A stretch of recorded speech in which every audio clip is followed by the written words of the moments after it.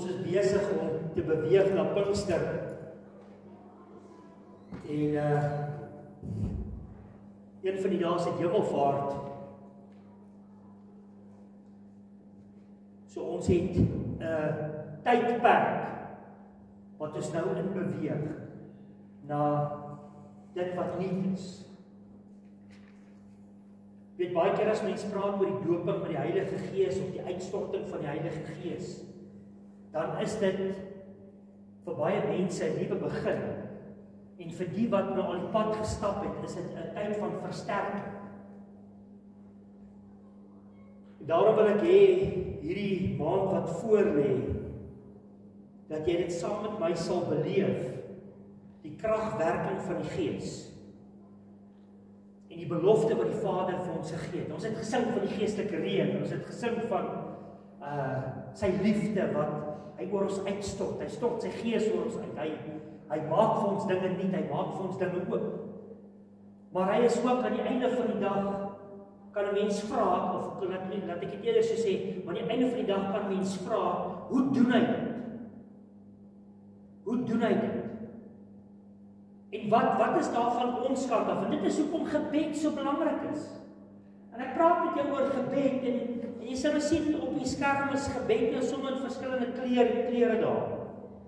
En daar's soveel fasette van gebed. Ek wonder hoeveel preke het jy al gehoor oor gebed? Hoeveel preke het ek al uitgewerk oor gebed?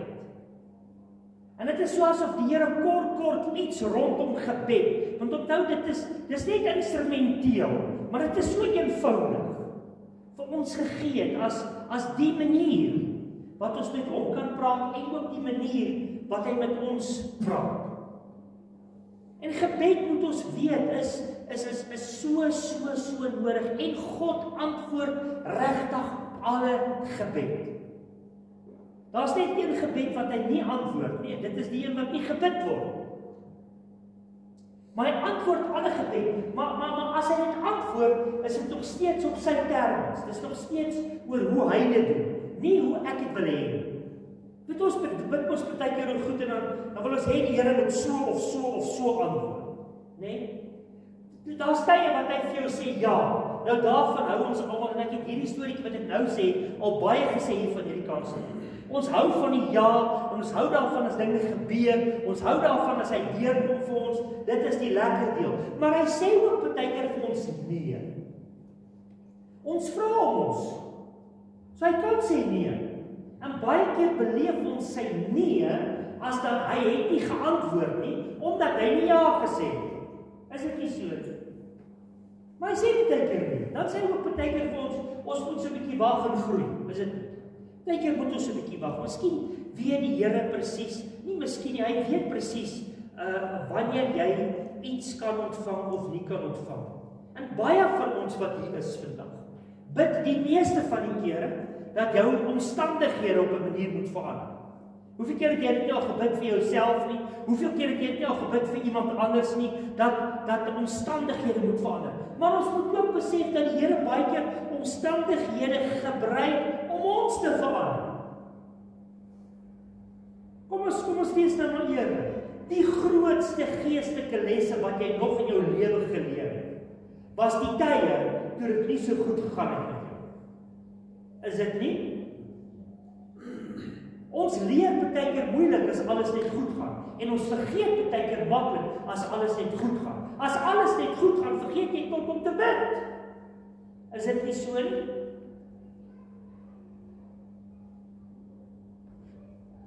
Ek kan vir jou sê, en ek dink nie ek sal miskiet op hierdie een. Maar as jy Vrydag of Saterdag skielik een of ander groot som geld in jou bankrekening, iemand betaal dit vir jou in, dan is die kans goed dat jy nie vanoggend hier is. Ja, pastoor, hoe kan jy dit sê? Dis hoe ons as mense is. Jy sou heel waarskynlik ergens gaan iets hê, gaan vakansie het of iets gaan koop het of jy sou heel waarskynlik, ek sê nie almal van ons is so nie, hoor asseblief. Maar die kans is goed. Want ons dink in materialistiese goed lê ons geluk in.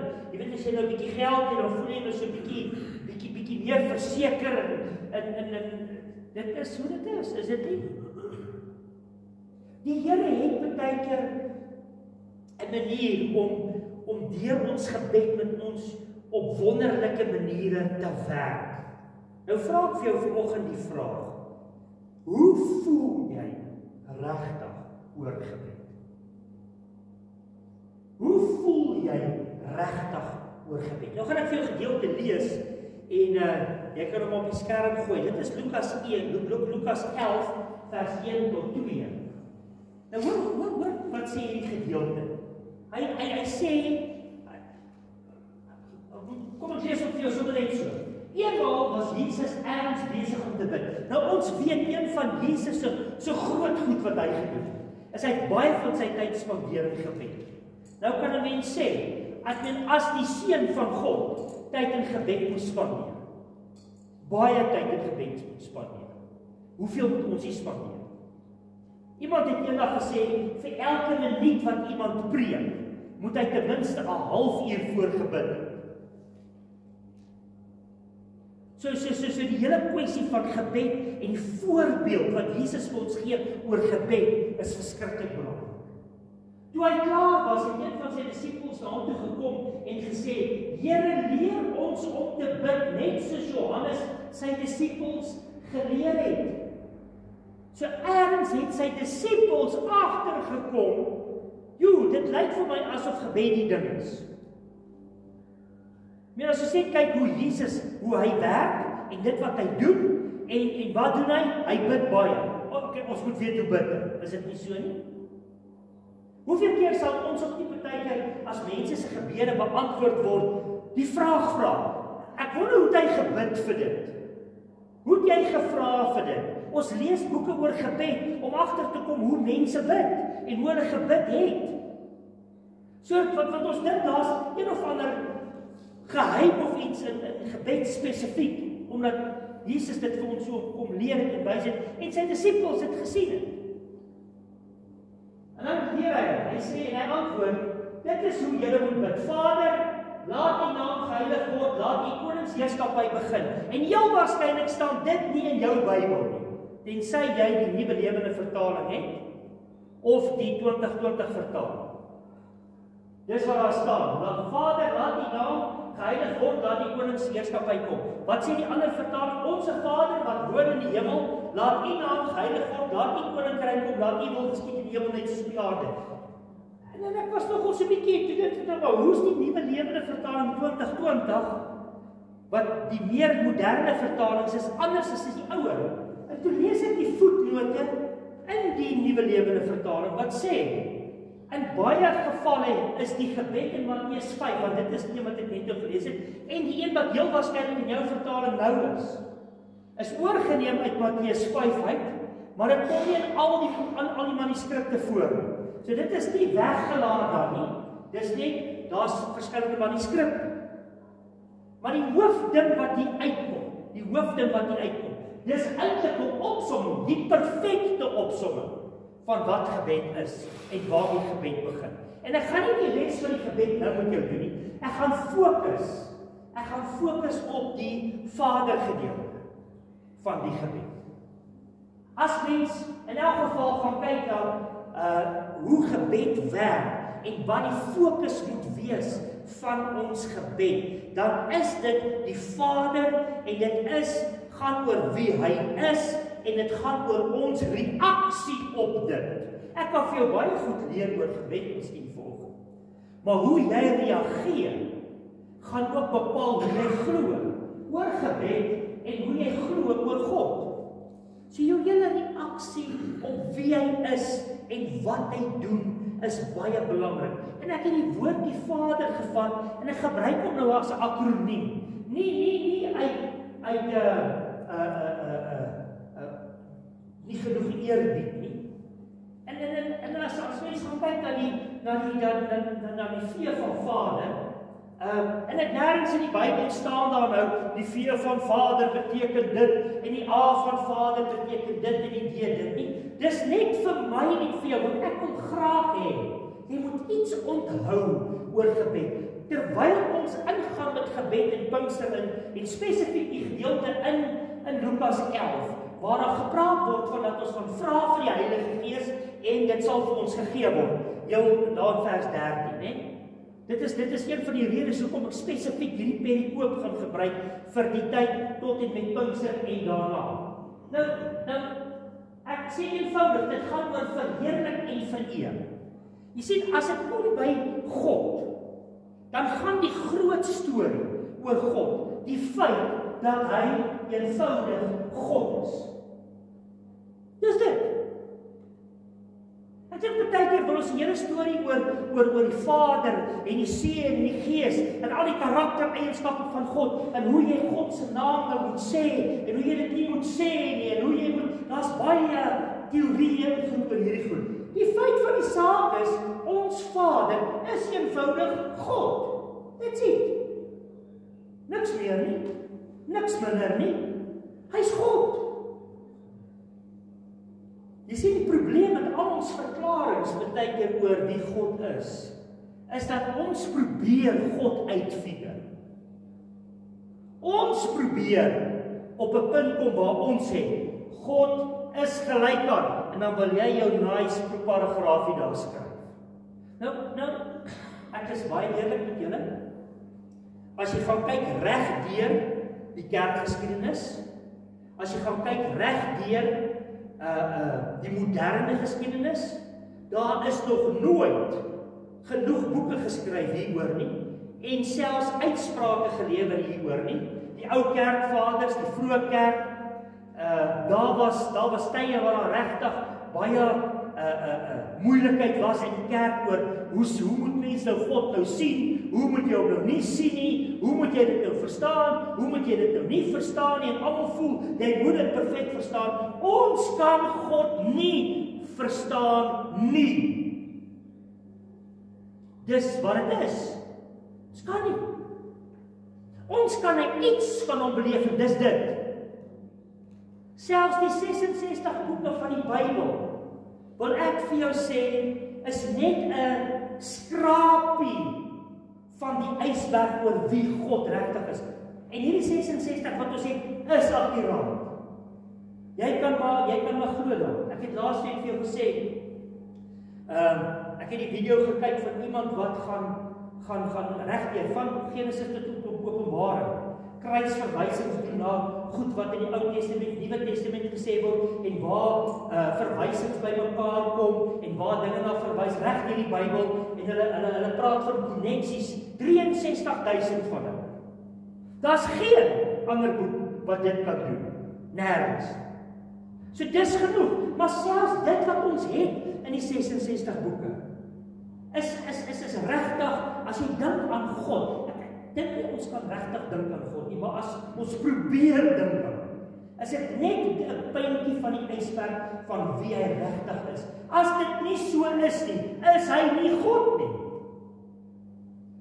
So as jy dink oor God, moet jy groot dink oor. Jy moet groot dink, en jy kan groot dink. En dis die doel van sy woord, om groot te dink oor.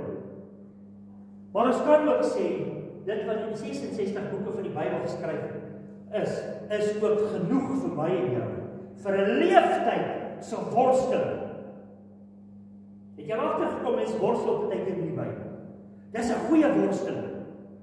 Want jy lees iets hier, jy lees iets daar, dan begin jy dink oor dit, dan begin jy bid oor dit, dan begin jy vra oor, en dan wys die Here jou so ietsie, en dan, wow, Here, dankie, en dan dink jy het dit, net so vir 'n week. Dan kom jy agter, wow, weet jy wat van dit nou? Here, yes, prys, dan wys jy dit, Here, nou wat nou? En dit is hoekom ons kan 'n leeftyd aangaan, as mense en tyd spandeer in die woord, dit sal nooit ophou.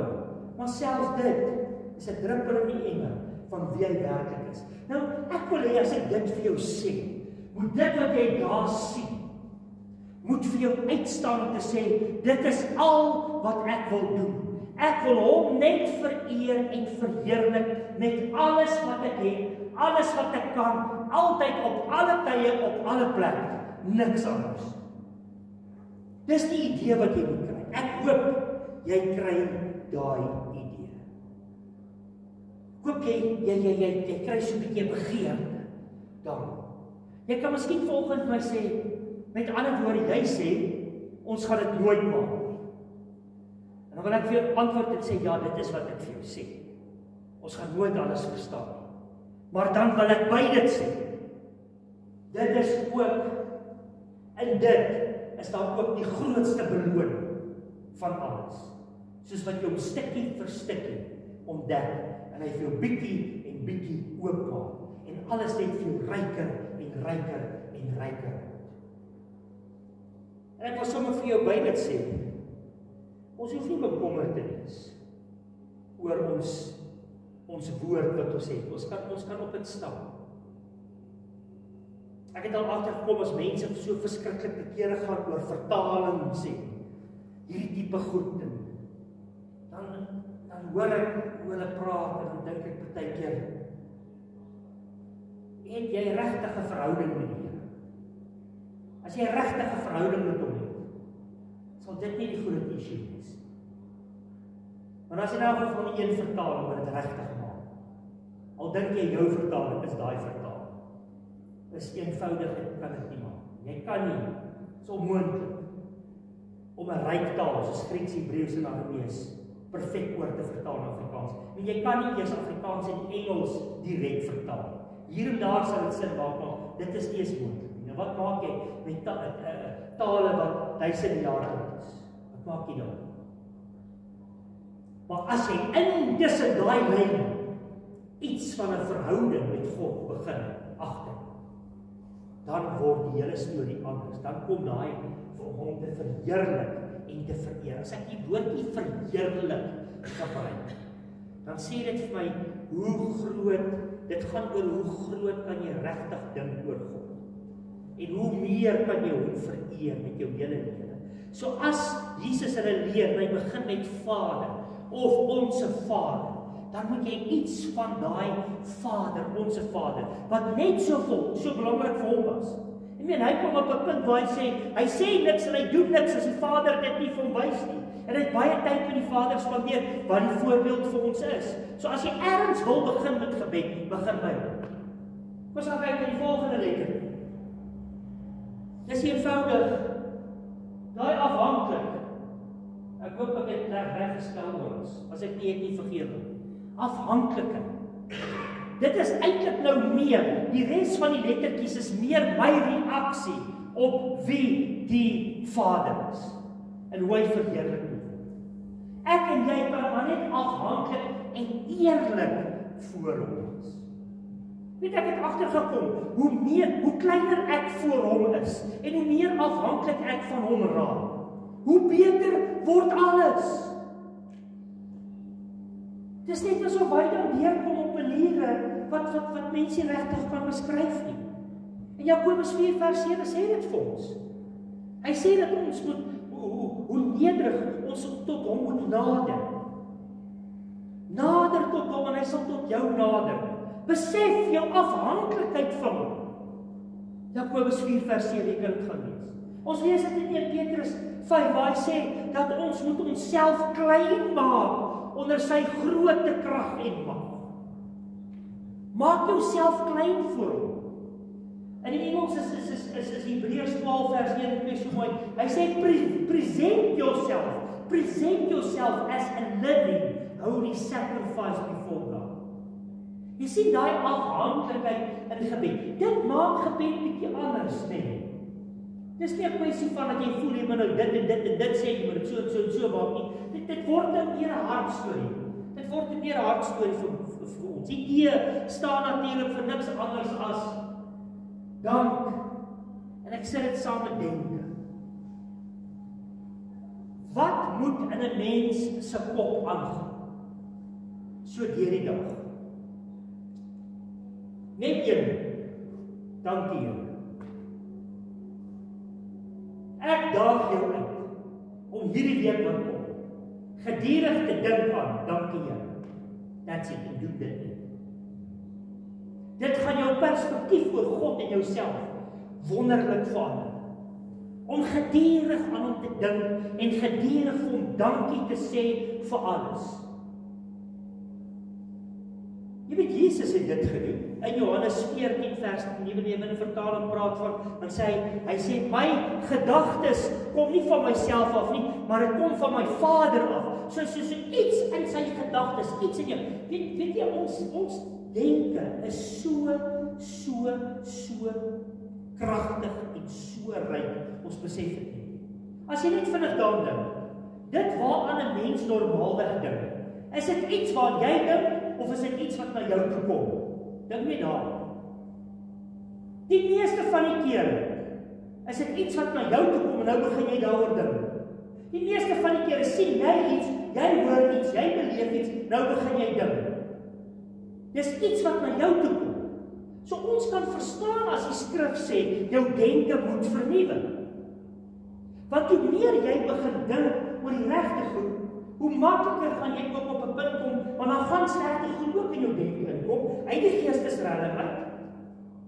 En vir dit kan jy, omdat jy weet dit kom na jou toe, kan jy sê, ek entertain dit nie verder nie, ek sal eerder dink aan God in sy gebod. Dan gaan jy vir my sê, maar hoe doen mense?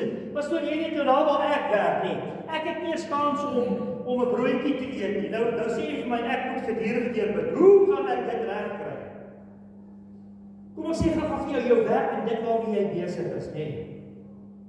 Daai goed moet sekondêr wees, gebed moet primêr wees. Jy moet die twee kan dra. Ja, maar dis nie moontlik nie. Dit is moontlik.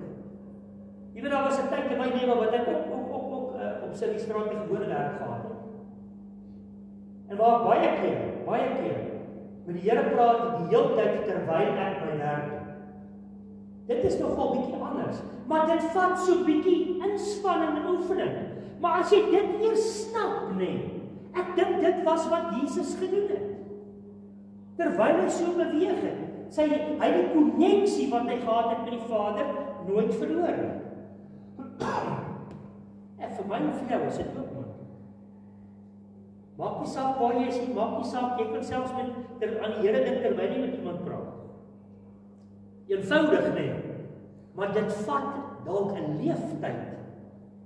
leeftyd se oefening om dit reg te kry.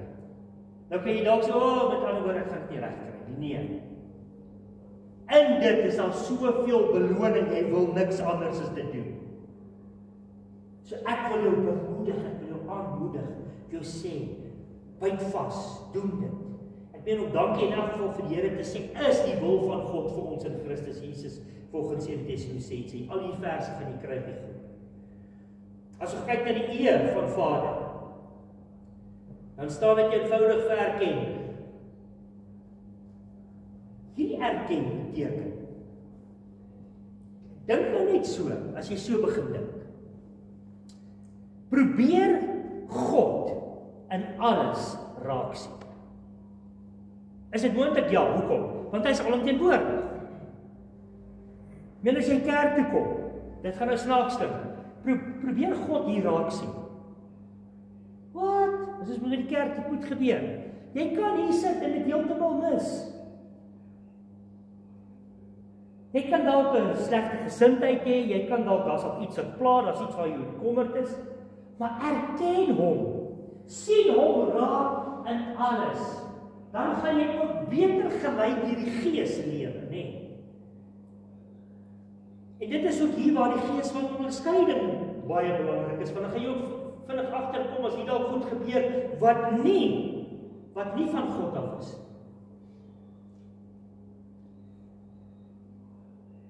Erken beteken ook dat jy sien hom raak in alles en jy ken hom ook in alles. So dit beteken as ek hom ken in dit wat ek doen, dan beteken ek vertrou hom in dit wat ek doen. Ek ken hom in die saak. Dit is amper soos wat Spreuke 16 ook sê, ek dra dan alles op aan hom. En weet jy wat gebeur dan? Die Bybel sê vir ons, dan sal jy suksesvol wees. Ons kan die Here nooit mis in ons daaglikse lewe, nie by die kerk nie, waar jy ook al is. Die heel eerste ding wat ek doen in die oggend as ek wakker word, ek sê dankie Here. Dankie Vader. Wat is die heel eerste ding wat jy doen as jy wakker word in die oggend? Dis Maandag. Ek sê nie almal is so nie, jy is dalk ook soos ek hoop jy is soos ek. En as jy nie so is, jy bemoedig jou om so te lees. Weet jy hoe anders slaap jy? As jy gaan lê, terwyl jy besig is om aan hom te dink en met hom te praat, raak jy in slaap. Dis die beste manier. En soos wat jy deur jou dag gaan, en ons kan vir hom dankie sê vir alles. Ons kan hom vertrou vir alles. En nou wil ek net die laaste enetjie, die Vader, die Erf, wil ek net sê, dit gaan nie eenvoudig, ons moet reageer op dit, tot dit 'n realiteit word. Gaan hierdie goed oornag gebeur? Dis die probleem in die meeste preke en geestelike boeke en goed wat jy lees. Ons lees dit, ons hoor dit en ons verwag, dit moet so gebeur. Dit moet nou so wees. Partykeer moet jy, en hier is een van die goed waar, jy moet in dit ingroei. En dit is die doel van hierdie maand se prediking, om jou te help en te motiveer, om in te groei in hierdie verbintenis. Nuwe Lewende Vertaling sê dit eintlik mooi, as hy praat van verhouding met God, dan praat hy van 'n noue verbintenis. Nie een van die ander vertalings so. 'n Noue verbintenis. Dink net as ek en jy daai noue verbintenis met hom het altyd. Ou jy nou vir my gesê, ja, maar ons leer mense verkeerd oor gebed, want gebed is net, en dan gebruik hy Matteus 5 se storie, dan sê hy, dit is net om, Matteus 6, dit is net om in jou binneste kamer te gaan, en te praat, niks en niemand anders moet jou hoor nie. Hulle sukkel ook as dit byvoorbeeld so tipe opset is en almal bid byvoorbeeld, want dit is die wat, gebed is net daarso, en toe sê die persoon vir my, hy sê, hierdie storie wat mense sê, hy sit op sy trekker, en nou moet hy ploeg, en nou bid hy gou so opskiet gebedjie, Here help my om reguit te ploeg. Hy sê dit is selfhipnose. Dis die gebed. Ek sê vir hom, nee broer. My afhanklikheid is so dat ek vir die Here kan sê, Here help my om reguit te ploeg. Dit wys jou afhanklikheid. Die oomblik as jy op jou eie twee voete probeer staan, in die geestelike lewe is dit in elk geval 'n probleem. En dan gaan hy vir jou deurkom. En ons sien dit, hierdie realiteit word voor gebid. En Petrus, die Paulus bid dit daar in Efesiërs 3 vers 14. Kom ek lees dit gou vir jou. Dis ook waaroor ek vanaand gaan praat. Of nie vanaand nie, vanmiddag 5 uur. Efesiërs 3 vers 14 sê, daarom kniel ek voor die Vader. Hy is die Vader van elke gemeenskap in die hemel en op die aarde. En dan bid hy 'n paar goed. Hoor wat bid hy? Hy sê, mag hy deur sy gees uit die rykdom van sy goddelike grootheid aan julle die krag gee om innerlik sterk te word. Wat? Net daai versie opbreek en jy vat daai woord vir woord en jy gaan dink net bietjie daaroor. Hy sê, dan sal Christus, vers 17, dan sal Christus deur die geloof in julle harte woon, en julle sal in God se liefde gewortel en gegrondves wees. Hy sê, mag julle in staat wees om saam met al God se mense te begryp hoe breed, lank, hoog en diep sy liefde is. Jy sien, daai bewustheid van wie hy is, wat hy doen, dis gebed. Dan sê hy verder, hy sê, dan sal julle Christus se liefde wat alle verstand te bowe gaan. Jy sien, jy sal die realiteit daarvan begin besef. Mag julle heeltemal met die volheid van God vervul word. Prys die Here vir Pinkster. Om met die volheid van God vervul, dit bid dit en vra hom om dit vir jou te doen. Hy moet geprys word. Hy wat mag het om deur die krag wat in ons werk, oneindig meer te doen as wat ons vra of dink om te vra. Die kerk wat aan Christus Jesus verbind is, moet hom prys. Jy het nie 'n opsie nie, jy moet. Hoekom? Hy's God. Ja, maar pastoor, verstaan nou mooi. Hy's my pappa, Vader. Hy's my pappa, Abba.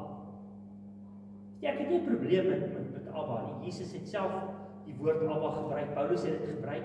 Maar die meeste van die kere leer ek van Vader, of lees ek van Vader. Daai tipe van tipiese, hy's God. Maar hy's ook my pa. Hy's groot, maar hy gee ook vir my om. Partykeer fokus mense net op die pappa gedeelte. Maar hy bly God. En is nog steeds een van die wonderlikste openbarings wat die Here vir ons kan gee rondom hoe hy oor ons voel. Moet net nie altyd, ek wil amper sê, moet nie net by die pappa storie bly. Ek het al gehoor mense wat sê, hy het nou vanoggend op pappa se skoot gesit. Dan sê ek, okay, skrif. Ek verstaan wat hulle bedoel. En dit is wonderlik as jy dit so kan beleef. Maar daai pappa van jou is God.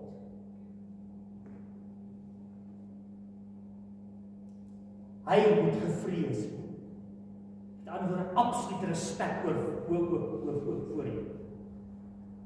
Moenie jou respek vir hom verloor op enige manier. Yes, bly naby hom, hy is jou pa, hy is jou pappa. Maar besef saam met die realiteit van wie hy ook is. Ek dink as die meeste mense vandag op aarde, of kom ek sê so, die meeste mense op aarde vandag, het hulle respek vir God verloor, vir wie hy regtig is. As jy ietsie daarvan proe, kan jou lewe nie dieselfde bly nie. En dit is my gebed. Maar miskien het hierdie laaste sinnetjie klaar is. Hy sê die kerk wat aan Christus verbind is, moet hom prys deur al die geslagte heen en tot in alle ewigheid. Amen. Moet hy geprys word. So wat sê ek vir jou? Besef dat God is en nie 'n mens is nie. En hy en sy woord staan nie in ons diens nie, ons staan in sy diens. Daar skrif gedeeltes wat jy maar kan lees, wat sê God dink nie soos ons nie, sy wees anders as ons sin. Daar's gedeeltes wat sê God is nie 'n mens dat hy kan lief nie. Daar's gedeeltes, hulle is alles hierso in die Nuwe Testament gedeelte die in Romeine 11 vers 33 wat sê, wie kan vir God raad gee? Wie kan vir hom sê wat moet hy doen? Niemand nie. Ons kan net uit hom deur hom tot hom lewe. Dis dit. Ons kan nie vir hom raad gee hierdie goede nie. En weet jy hoeveel keer kom ek agter hoe mense eintlik God staan in hulle diens en hoe hulle die woord gebruik. Hulle gebruik die woord soos hulle lees 'n vers en nou moet die Here, hy het ons dan gesê nou moet hy. Dan sê hy nie meer God nie. Jesus, hy is getrou aan sy woord. Die Bybel sê dit ook. En ek kan hom vertrou vir alles in die Bybel. Dit is so. Maar jy moet nog steeds in gedagte hou. Jy's in sy diens, hy's nie in jou diens nie. Jy's in die woord se diens, die woord is nie in jou diens. Daar's 'n baie fyn lyn hier. Want onthou ons leef deur die Gees. Die Gees bepaal ons leefstyl en ons leef geesgedrewe en ons leef gelei deur die Gees. Dis hoekom ek baie keer sê, baie keer as jy bid, dan vra jy vir die Here om iets te doen. Partykeer dan in jou gesag, want die al gesag wat ons het. Die gesag wat ons het is nie om duiwels rond te jaag en allerlei goed in bestaan te spreek soos baie mense dink daai gesag is nie. Al gesag wat ons het is die naam van Jesus. En in daai gesag kan ek spreek. Want is hy wat dit doen, nie ek. En in daai gesag kan ek hom vertrou vir genesing. En in daai gesag kan ek ook self sê, goud en silwer het ek nie, maar in die naam van Jesus Christus van Nasaret staan. Jy moet die fyn lyn daar raak sien, omdat God is, en hy gaan nie met hom laat spot nie, hoor. En hy sal geen eer vir jou gee. Al die eer is absoluut vol. Onthou dit. Daarom is die ware krag in gebed lê in die feit dat jy God nader en nie net omdat jy bid. Gebed is net die instrument. Jakobus 5:16 sê die gebed van die regverdige het 'n kragtige uitwerking. Jesus is die waarheid. Maar dis die gebed van die regverdige. Hoe word ons geregverdig? Ons word net geregverdig in 'n groot God se naam. Geen ander. Sien jy, ek wil graag, en dit is, ek sluit af met dit. Ek wil graag hê jy moet saam met my hierdie journey van gebed vat. Hier in Pinkstertyd oor Hemelvaart en Pinkstertyd. My gebed is dat jy na hierdie maand of wat nie dieselfde sal wees. My gebed is dat jy regtig daai innerlike krag sal hê. Dat jy regtig sal besef en beleef. Ver meer as wat jy kan bid of dink, dit wat hy vir jou kan doen, en ver hoër as wat jou gedagtes of jou denke dit kan begryp. Weet jy lekker is dit om te beleef hoe die Here kom en hoe hy 'n mens se lewe verander. En as jy hierdie begeerte en 'n dors en 'n honger kry, weet baie keer dat jy net, as jy dink jy gaan dit nie maak nie, hê net ten minste die begeerte, dit sal deurkom. En as jy hierdie lewe van God se teenwoordigheid begin beoefen, raai wat sal gebeur? Dit sal nie ongesiens verbygaan. Dit gaan wys in jou lewe. Mense gaan dit raak sien. Dit gaan effek hê op waar jy en ek ook al beweeg. Ek sluit af met 'n laaste storie. Baie jare terug was nog in Belfort gewees. Toe was daar 'n oom Daan Kalens. En oom Daan Kalens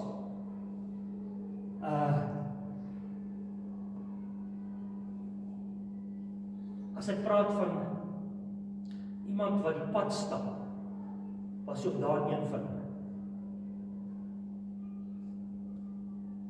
Hy was verskriklik lief vir die Here.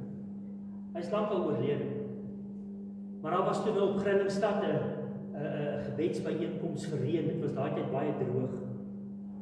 En daar was 'n ou wat jong tot bekering gekom het by ons in die gemeente. Ek was toe nog nie die pastoor nie, ek was 'n student. Maar dit was nou nog 'n rowwe diamant. Hy het nog nie baie mooi goed verstaan oor gebed en goed.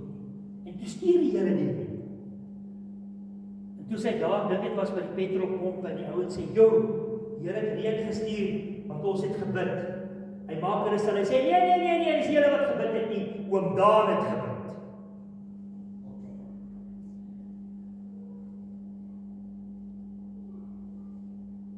As jy hierdie pad stap, sal jou lewe nie ongesiens net verbygaan.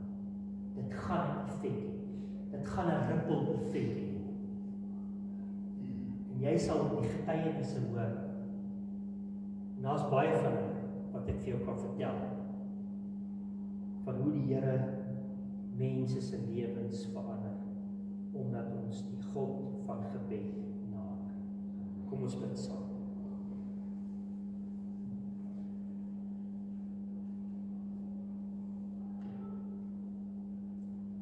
Dankie Here, dat ons net vir 'n oomblik of twee kan bewus raak van U teenwoordigheid.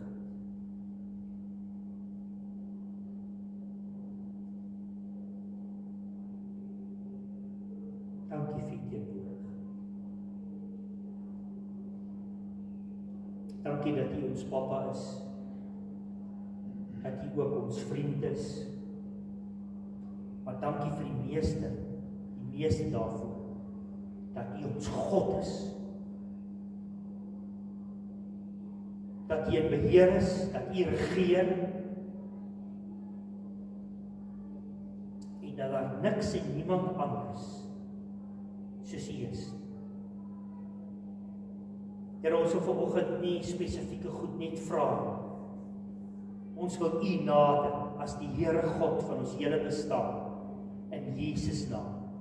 En vir U al die eer gee. Here, ek gee ook vir U al die eer vir vanoggend se diens. Ek gee vir U al die eer vir elke persoon wat hier is. En elke persoon wat hier is, Here, gee vir U al die eer, omdat hulle geleentheid gehad het om te kan aanbid, 'n geleentheid gehad het om te kan sing, 'n dankoffer te kan bring. U is wonderlik. U is heilig. U is kragtig. U is absoluut lofwaardig.